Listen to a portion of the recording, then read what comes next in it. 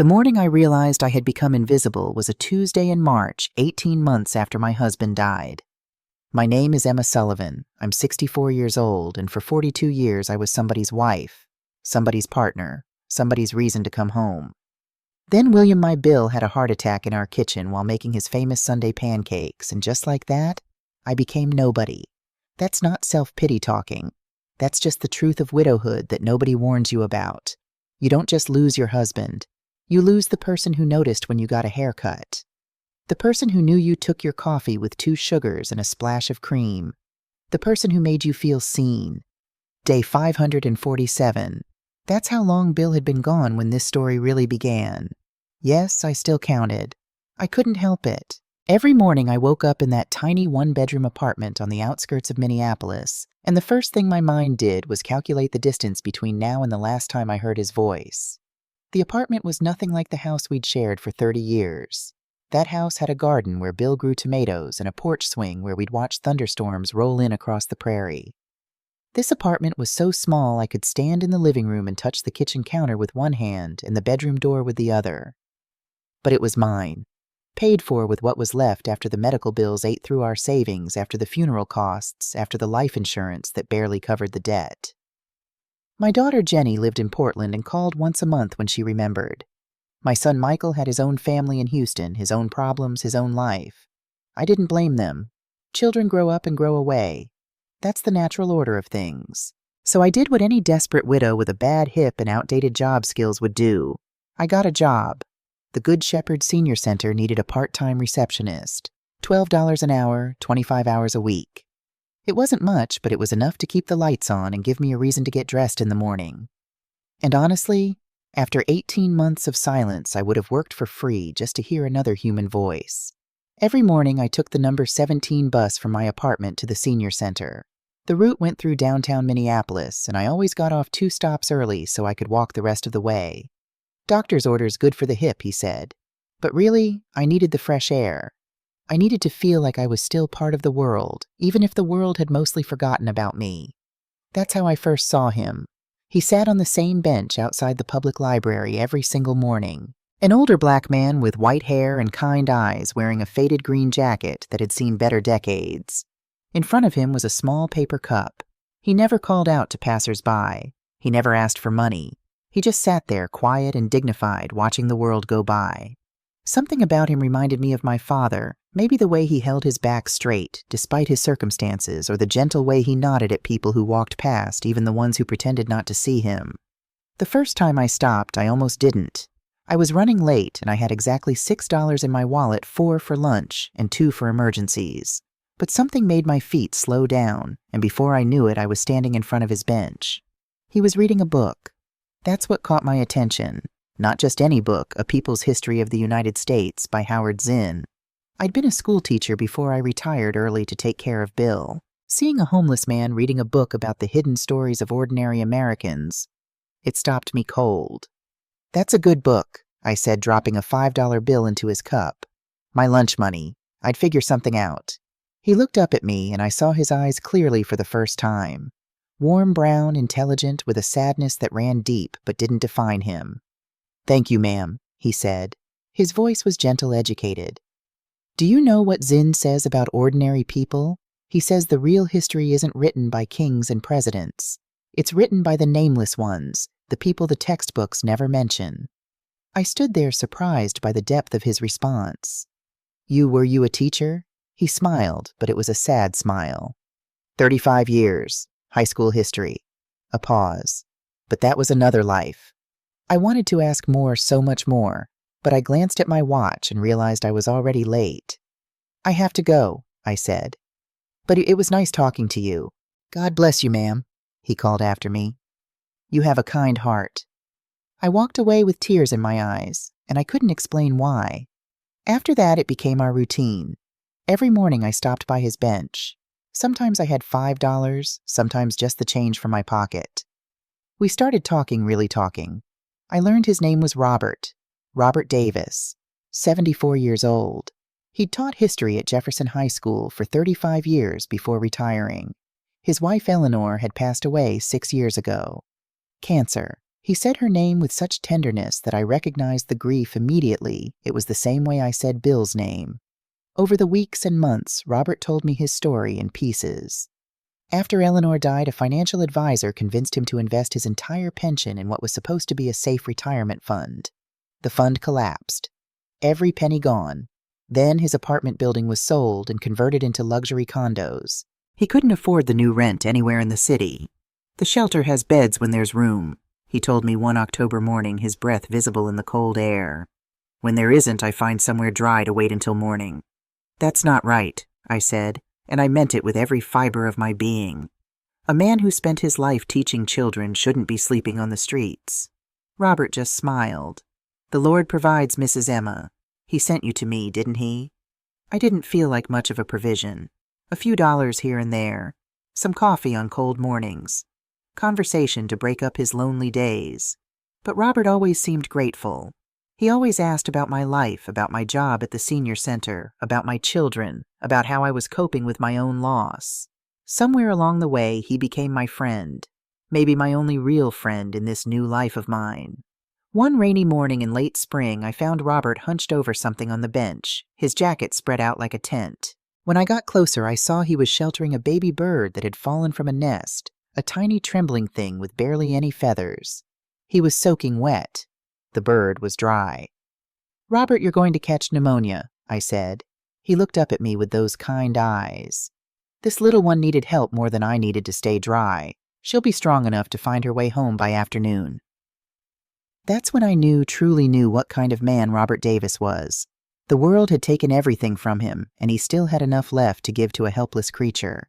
That's when I started bringing him food from my own kitchen, books from the library, a warmer scarf when winter came. It wasn't charity anymore. It was friendship. 8 months after our first meeting, something changed. It started with a phone call at work.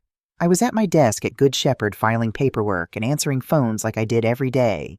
The center served about 200 elderly clients with day programs, meals, and social activities. The staff was small, just 15 of us, and we all knew each other well. The director was a woman named Victoria Hartwell, 52 years old, elegant, respected. She'd run the place for 12 years, and everyone loved her. The clients trusted her.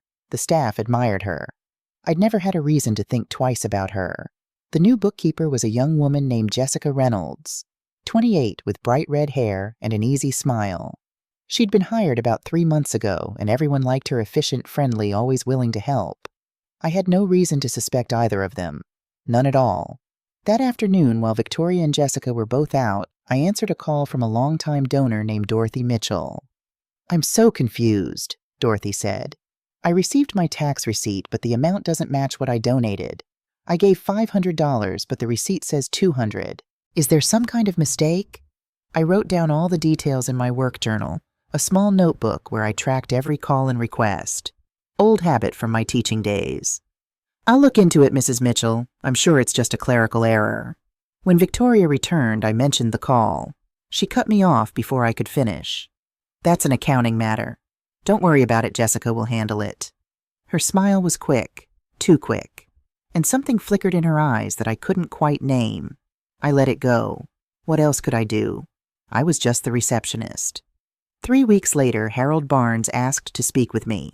Harold was 82 years old, a regular at the center who came 3 times a week for the activities. He always sat in the corner with a newspaper, watching everything with sharp eyes that missed nothing. I knew he'd been an FBI investigator before retiring. He'd mentioned it once in passing, but I'd never thought much about it. He waited until the lobby was empty, then gestured me over to his corner. "Mrs. Sullivan," he said quietly, "I've been watching you for a while now. You seem like an honest woman, maybe the only honest person in this building. I'm sorry. Do you know why I sit in this corner every day? Because from here I can see everything. The offices, the hallways, who comes and goes. And what I've seen..." He shook his head. "Something's not right here." My skin prickled. "What do you mean?" "I've seen the director meeting with a man after hours, tall, thin, nervous-looking. Not her husband. They argue. She cries. He threatens." Harold leaned closer. "I've seen the bookkeeper leaving in tears. I've seen someone copying pages from your work journal." "My journal?" "That little notebook you write in. Someone photographed the pages when you stepped away from your desk. His eyes locked onto mine. Did you write anything about donations in that journal? I thought about Dorothy Mitchell's call, about the discrepancy I'd noted. Yes, I whispered.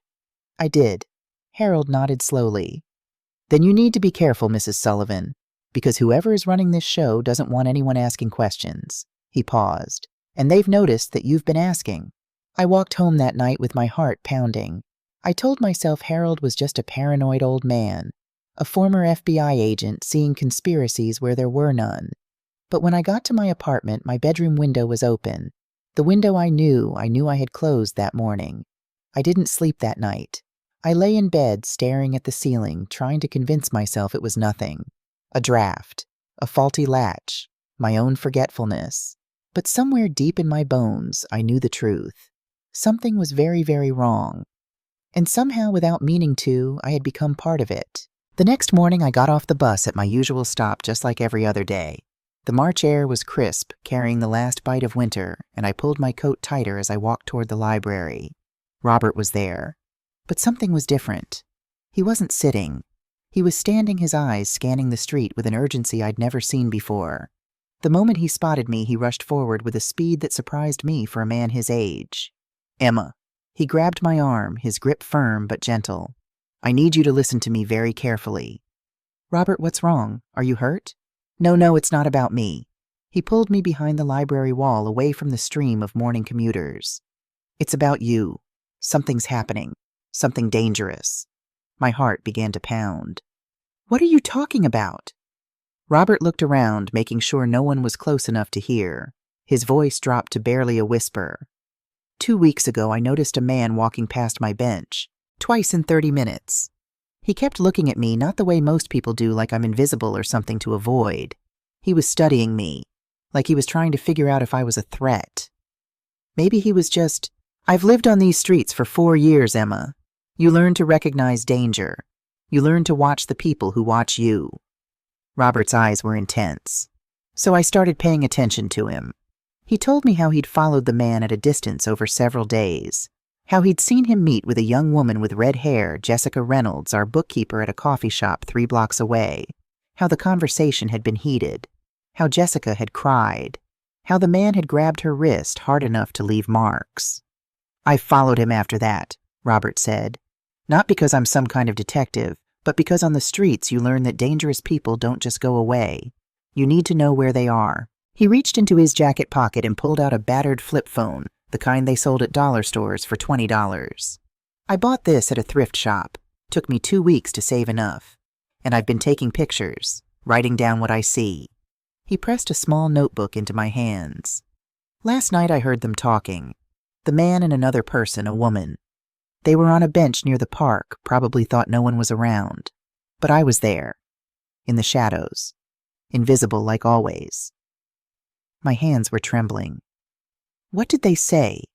Robert's face went gray. They talked about a fire, Emma. They talked about making it look like an electrical accident. And they mentioned your name. They mentioned your apartment. The world tilted. I grabbed the library wall to steady myself. That's insane. Why would anyone want to? I don't know everything yet, but I know enough. Robert gripped my shoulders, forcing me to look into his eyes. Tonight, don't go home. Sleep somewhere else. A hotel, a friend's house. Anywhere, just not your apartment. Robert, this sounds crazy. Maybe you misheard. Emma. His voice cracked. For 1 year, you've been the only person who looked at me like I was still human. You gave me back something I thought I'd lost, forever hope. Do you understand I will not let them take you from this world?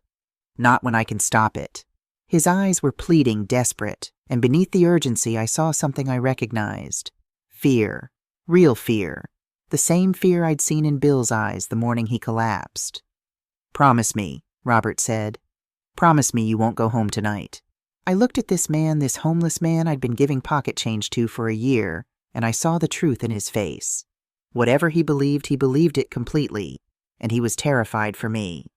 I promise, I heard myself say. I went to work that day like nothing was wrong. Robert told me I had to.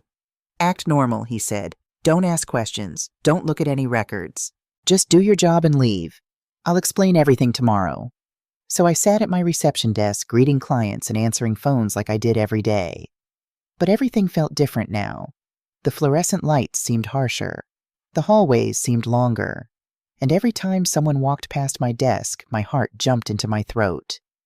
Victoria came out of her office around noon. "Emma, do you have a minute?" I followed her down the hall, my pulse racing. Her office was neat and professional, with framed certificates on the wall and fresh flowers on the desk. She closed the door behind us and gestured for me to sit. "I wanted to give you a heads up," she said, settling into her chair. "We've had some irregularities in our donation records. An auditor will be coming next week to review everything." I kept my face neutral. Irregularities.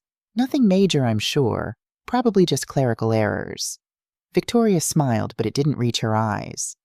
"But there may be questions. Some of the suspicious transactions. They have timestamps that coincide with your shifts." The room felt suddenly cold. "I don't understand. I'm just the receptionist. I don't have access to the financial systems." I know. Victoria waved her hand dismissively. "I'm sure it's nothing. I just wanted to warn you so you're not caught off guard." She paused, and something flickered in her expression, something hard and calculating. "We'll get to the bottom of it. Don't worry." I left her office with my legs trembling. "Don't worry," she'd said. But now I understood exactly what was happening. If something happened to me tonight, if there was a fire, if I died in my sleep, the story would write itself. The receptionist who was stealing from elderly donors, the thief who died before she could be arrested. Case closed. No further investigation needed. Victoria wasn't warning me. She was setting me up. I didn't go home that night. Instead, I took a bus to a budget hotel 2 miles from my apartment. $49 for a room with thin walls and a mattress that had seen better days. I told myself I was being ridiculous, that Robert was just a paranoid old man, that Harold Barnes was seeing conspiracies where there were none. But I couldn't shake the feeling. I lay on the stiff hotel bed, staring at the water-stained ceiling, listening to the muffled sounds of traffic outside. I thought about Bill, about the night before he died when he'd held my hand and told me he loved me. I hadn't known those would be the last words. You never know. At 2:17 in the morning, my phone rang. The number was unfamiliar. For a moment, I almost didn't answer. "Who calls at this hour with good news?" Mrs. Sullivan, a woman's voice. Professional. Serious. "This is Sergeant Rivera with the Minneapolis Police Department. I'm calling about your apartment building." My blood turned to ice. "What about it?" "There's been an incident. A fire. The building has been evacuated. We're trying to account for all residents." A pause. "Ma'am, are you home right now?" I couldn't speak. Couldn't breathe. "Ma'am." "No," I whispered. "No, I'm staying somewhere else tonight." "That's very fortunate." The officer's voice was carefully neutral.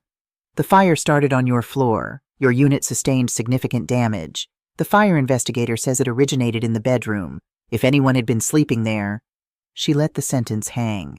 My hand was shaking so badly I almost dropped the phone. "Ma'am, are you all right? Do you need us to send someone?" "I'm fine," I managed. "I'm fine." But I wasn't fine.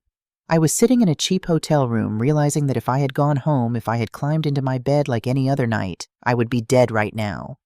Robert had saved my life. A homeless man who sat on a bench reading history books. A man the world had thrown away. He had saved me. I hung up the phone and cried until the sun came up. I found Robert at his bench at first light. He was already standing, waiting, his eyes red-rimmed with exhaustion. "You're alive," he said, and his voice broke. "Thank God. Thank God." I ran to him and threw my arms around him, something I'd never done before. He held me while I sobbed against his faded green jacket right there on the street while morning commuters walked past without a second glance. "The fire," I finally managed. "How did you know?" Robert pulled back and led me to the bench. He pressed the small notebook into my hands again. "I told you I've been watching, writing everything down." He opened to a page filled with cramped handwriting. 3 weeks of notes, dates, times, descriptions, everything I've seen. He showed me photographs on his cheap flip phone, grainy dark but clear enough to make out faces. Victoria Hartwell sitting with a tall, thin man at a coffee shop. Jessica Reynolds crying outside the senior center. The tall man arguing with Victoria, his finger jabbing at her chest. Who is he? I asked. The man in the photos. That's what I had to find out. Robert turned to another page. I followed him, watched where he went. And then I did something I haven't done in years. I went to the library and used the computers. Looked him up. He handed me a printout, a professional photo from a business website. His name is Daniel Hartwell, Victoria's younger brother. He runs a financial consulting firm called Hartwell Financial. The name hit me like a physical blow. Hartwell Financial, I repeated. Robert, that's the company that stole your pension. Robert nodded slowly, his eyes heavy with years of buried pain. I realized it 3 days ago. When I saw the name on his business card, something clicked. I pulled the old paperwork from my storage locker, the one thing I kept from my old life. And there it was, Daniel Hartwell, the man who convinced me to invest everything, the man who took my future. I stared at him. He's connected to both of us. Not just connected. Robert's voice hardened.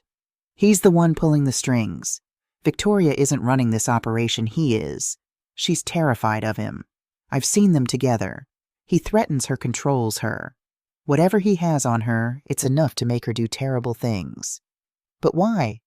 Money. It's always money. Robert flipped to another page of notes. I overheard them talking last week. Daniel owes people, dangerous people. Loan sharks, maybe. He mentioned a number, $800,000, and a deadline. He said if he didn't pay, they would kill him. The pieces began clicking into place. Daniel needed money desperately. He forced Victoria to help him steal from the senior center, and probably from other places too. But something went wrong. Someone started asking questions about donations. Dorothy Mitchell called about her receipt. I wrote it down in my journal, and they decided I knew too much. The fire wasn't about what I knew, I said slowly. It was about what they thought I might figure out, and about having someone to blame. Robert's face was grim. If you died in that fire, they would have pinned the whole fraud on you. Dead woman can't defend herself. Case closed. Everyone moves on. I thought about Victoria in her office warning me about the audit, about suspicious transactions with my timestamps. She had been building the case against me, laying the groundwork for the story they would tell after I was gone. But I wasn't gone. I was still here. And now I knew everything. We have to go to the police, I said. Robert nodded and handed me the notebook and the phone. Everything I've seen is in there, every photo, every note. It's not much, but it's a start. I looked at this man who had lost everything to the same person now trying to destroy me. A man who had spent years on the streets invisible, forgotten with every reason to give up on the world. And instead of giving up, he had spent 3 weeks documenting, protecting a woman who had simply stopped to talk to him every morning. Robert, I said quietly, why did you do all this? You could have just looked the other way. It would have been easier. He was silent for a long moment. Then he reached into his jacket and pulled out a worn photograph, a beautiful black woman with kind eyes and a warm smile. My Eleanor, he said softly. The day before she died, she made me promise something. She said, Robert, don't let this world make you hard. Find a way to help someone. That's how you'll find yourself again. He tucked the photo back into his pocket. For 6 years, I sat on that bench wondering how I could keep that promise. I had nothing to give, nothing to offer. And then you came along. His voice caught. You saw me, Emma. You stopped. You talked to me like I mattered. And I realized maybe I did still have something to give. Maybe I could still make a difference. I reached out and took his weathered hand in mine. You saved my life, Robert. He squeezed my fingers gently. No, Emma. We saved each other. The Minneapolis Police Department headquarters smelled like burned coffee and bureaucracy. Robert and I sat in plastic chairs outside Detective James Morrison's office waiting to be called in. My hands wouldn't stop shaking. They won't believe us, I whispered. A widow and a homeless man accusing the director of a respected senior center. They'll think we're crazy. Robert placed his hand over mine. We have evidence. We have the truth. That has to count for something. Detective Morrison was 45 with tired eyes and a skeptical expression that probably came standard with the badge. When we sat down across from his cluttered desk, he looked at Robert's worn clothes and my nervous fidgeting, and I could see him making judgments. So let me get this straight, he said, flipping through Robert's notebook. You're telling me that you, a homeless man, spent 3 weeks conducting surveillance on a financial consultant and a senior center director, and you have evidence of fraud and attempted murder. That's correct, Robert said calmly. Morrison leaned back in his chair. And why exactly should I believe any of this? Before I could answer, a voice came from the doorway. Because I can corroborate it. We turned to see Harold Barnes standing there leaning on his cane, a manila folder tucked under his arm. The old FBI agent walked in without waiting for an invitation and dropped the folder on Morrison's desk. Harold Barnes, retired FBI, 32 years, badge number 44471 if you want to check. He settled into the chair beside me. I've been watching the same people Mr. Davis has been watching. Different angle, same conclusions. Morrison's expression shifted. He opened Harold's folder and began reading. I caught glimpses of typed notes, printed photographs, highlighted financial documents. I may be old, Harold continued, but my eyes still work fine, and what I've seen at Good Shepherd Senior Center is textbook fraud. Multiple donors reporting discrepancies between their contributions and their tax receipts, money being funneled through shell accounts, and a director who's clearly operating under duress. Morrison looked up. Under duress? Victoria Hartwell isn't the mastermind. She's a puppet. Harold tapped a photograph in his folder. Her brother Daniel is pulling the strings. He's got something on her, something bad enough to make her risk everything. My guess is blackmail. For the next hour, Morrison listened. He examined Robert's photographs, read through his meticulous notes, compared them with Harold's independent observations. He made phone calls. He pulled up records on his computer, and slowly his skepticism began to crack. The fire at your apartment, he said, finally looking at me. The investigator's preliminary report says it was arson. Accelerant was found near the bedroom. Someone wanted that fire to look electrical, but they were sloppy. My stomach turned. They really tried to kill me. It appears so. Morrison closed the folders and stood up. I'm going to bring in our financial crimes unit. This is bigger than a local fraud case. If what you're telling me is true, Daniel Hartwell has been running this scheme across multiple facilities for years. He looked at Robert with something approaching respect. Mr. Davis, your documentation is remarkably thorough. Most trained investigators don't take notes this detailed. Robert allowed himself a small smile. I was a history teacher for 35 years, Detective. If there's one thing I learned, it's that the truth lives in the details. The investigation moved faster than I expected. Within 48 hours, federal auditors descended on Good Shepherd. They seized computers, financial records, donation logs. They interviewed staff. They traced money through a maze of accounts that led straight to Daniel Hartwell. What they found was staggering. Daniel had been running the same scheme at 4 different senior centers across Minnesota. Over 7 years, he had stolen more than $3 million money donated by families to help their elderly loved ones. Money meant for meals for medical care for dignity in old age. He had used his sister Victoria as a front, threatening to reveal a secret she had kept hidden for nearly 30 years, that her daughter Jessica was born from an affair, not from her marriage. The truth would have destroyed Victoria's family, her reputation, everything she had built. So she became his accomplice. Jessica Reynolds, the bookkeeper, was Victoria's daughter, not her niece, as everyone believed. She was 3 months pregnant and terrified. Daniel had threatened to expose the truth about her parentage if she didn't help cook the books. She had been crying every night, trapped between her mother's desperate pleas and her uncle's cruel demands. The man who set fire to my apartment was a hired criminal named Marcus Webb. When police arrested him, he gave up everything in exchange for a reduced sentence. He told them exactly who had paid him, exactly what he was told to do, exactly how much my life was worth to Daniel Hartwell. $5,000. That was the price on my head. Less than the cost of a used car. Victoria was arrested at her home on a Wednesday morning, still in her bathrobe. According to the officers who were there, she didn't resist. She just sat down on her front steps and cried. Daniel tried to run. He made it as far as the airport before federal marshals caught him at the security checkpoint. He was carrying a one-way ticket to Mexico and a briefcase full of cash. Jessica turned state's witness. She was given immunity in exchange for her testimony, a decision that would save both her and her unborn child from prison. The wheels of justice, once they started turning, moved with surprising speed. The trial began 3 months later in the Hennepin County Courthouse. I was called as a witness on the second day. I told the jury everything about Dorothy Mitchell's phone call, about my work journal, about the night I spent in a hotel while my apartment burned. My voice shook, but I made it through.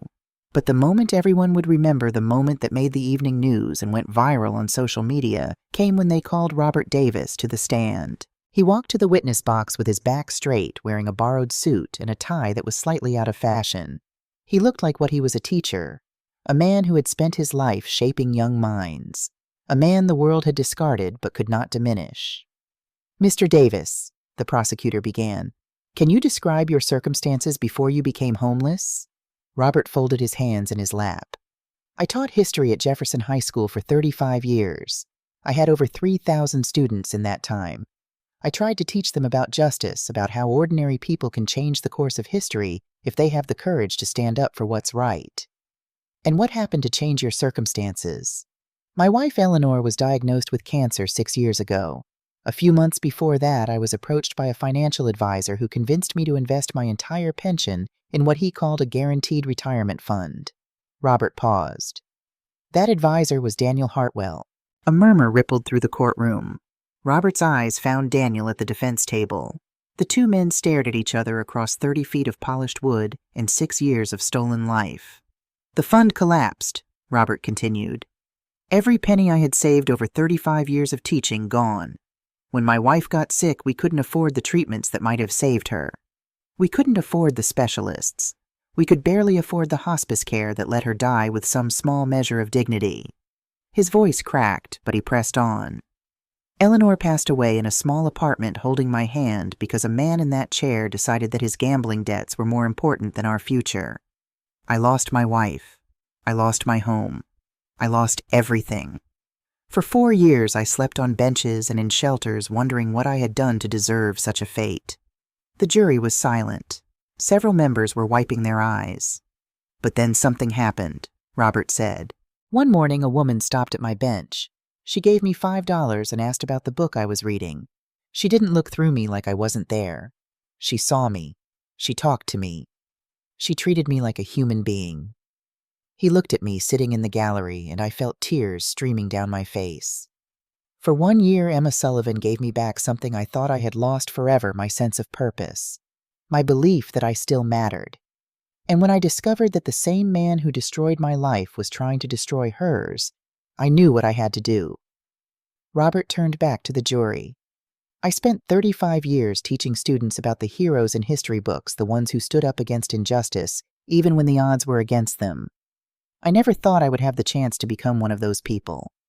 But Eleanor used to tell me that life gives you unexpected opportunities. You just have to be brave enough to take them." He straightened his borrowed tie. "I am 74 years old. I have nothing, no home, no savings, no family left. But I have my integrity, I have my word, and I have the truth. That man," he pointed at Daniel Hartwell, "took everything from me. He tried to take everything from Emma Sullivan, and he took millions from elderly people across this state who trusted him with their futures." Robert's voice rose strong and clear, filling the courtroom. "I may be homeless, I may be old, I may be invisible to most of the world, but I am still a teacher. And today I am teaching one final lesson, that justice does not belong only to the powerful. It belongs to all of us, even the ones society has forgotten." The courtroom was completely silent. Then, from somewhere in the gallery, someone began to clap. Others joined. Within seconds, the judge was banging her gavel, calling for order, but the applause continued, a wave of recognition for a man who had refused to let the world break him. Daniel Hartwell stared at the table in front of him, his face pale, his hands trembling. He knew it was over. The jury deliberated for less than 4 hours. Daniel Hartwell guilty on all counts. 25 years in federal prison. Victoria Hartwell guilty with a reduced sentence for cooperation. 8 years. Marcus Webb, the arsonist, 15 years for attempted murder. Jessica Reynolds received probation and community service. The judge took into account her pregnancy, her cooperation, and the duress she had been under. She broke down sobbing when the verdict was read, tears of relief, I think, more than anything else. After the trial, reporters surrounded Robert on the courthouse steps. They wanted his story. They wanted to know how a homeless man had brought down a criminal empire. But Robert just shook his head and walked away. He found me standing by the bus stop, and we left together two invisible people who had somehow changed everything. 1 week later, I visited Robert in the hospital. The stress of the trial had taken its toll on his body. Years of untreated diabetes, malnutrition, and sleeping in the cold had finally caught up with him. His kidneys were failing. The doctors said he needed surgery, but without insurance, the bills would be astronomical. I sat beside his bed, holding his hand, watching the monitors beep their steady rhythm. "Emma," he said weakly, "there's something I need to tell you." "Robert, you should rest." "No." His grip tightened. "I need you to know the real reason I did what I did. The real reason I couldn't let them hurt you." I waited. When Eleanor got sick, the doctors said there were treatments that might have given her more time. Experimental therapies, specialists in other cities. But we couldn't afford any of it. His voice broke. We had just lost everything. Every penny. All because I trusted the wrong person. Tears slid down his weathered cheeks. "She died 2 months after the money disappeared. 2 months, Emma.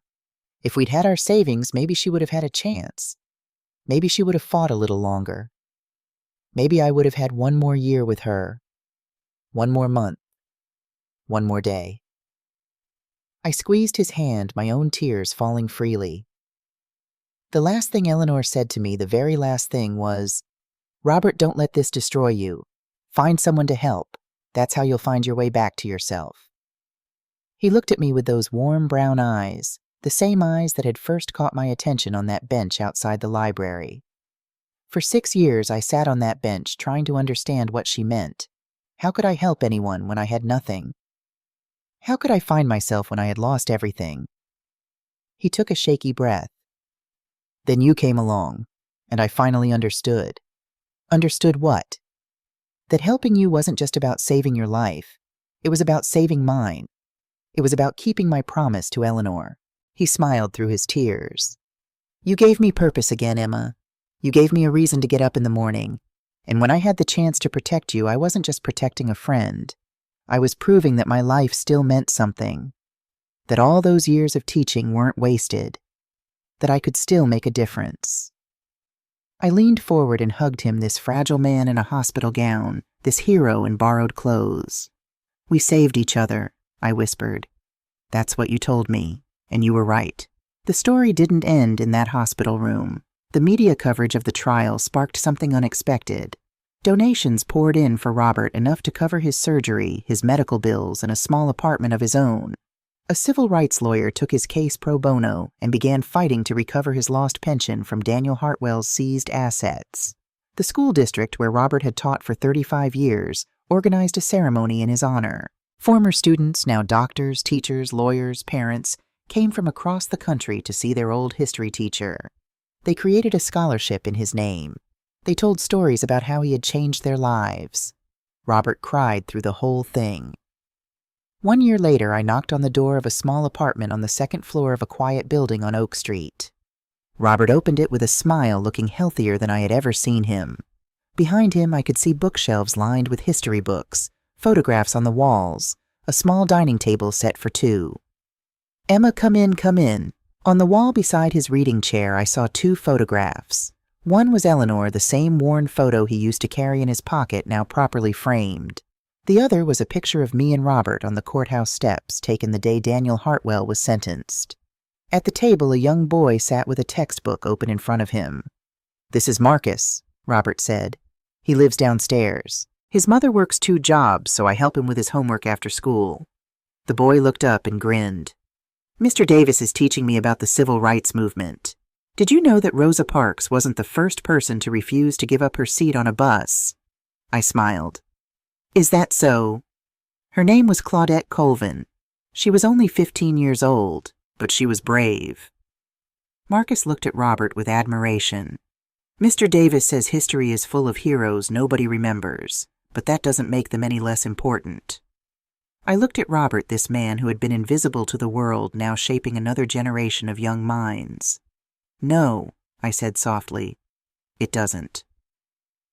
We had coffee together that afternoon, not on a bench, not through a paper cup, but at a real table in a real home like the friends we had become. "You know what Eleanor would say if she could see all this?" Robert asked, gazing out the window at the afternoon sun. What she would say that God works in mysterious ways. He smiled. She would say that sometimes the smallest ripple can become the biggest wave. I thought about that first morning. $5, a question about a book, a moment of human connection in a world that had made us both invisible. She would be proud of you, Robert. She would be proud of both of us. People sometimes ask me what I learned from everything that happened.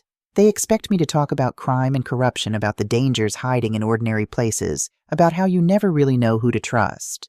But that's not what I learned. What I learned is this: kindness matters.